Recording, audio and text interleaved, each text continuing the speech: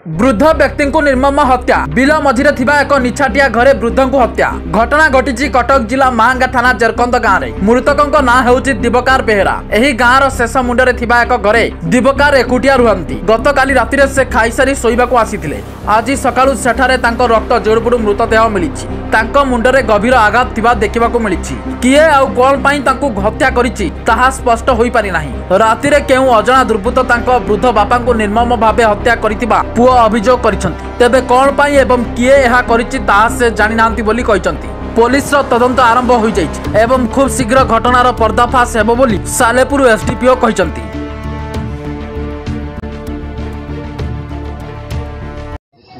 मो ना ध्रुवचरण सामल समी सभ्य ललितगिरी ग्राम पंचायत। तो खबर पाई आम पहुँचलु तो निश्चिंत गोटे विभत्सकांड घटी एटा निश्चिंत हत्या आम अनुमान करुचु।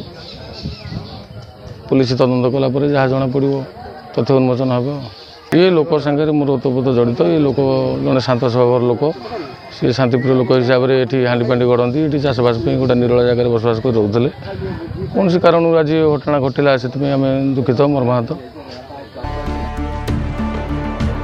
कटक जिला सालेपुर विश्वजित दलाई रिपोर्ट संभव टीवी ओडिया।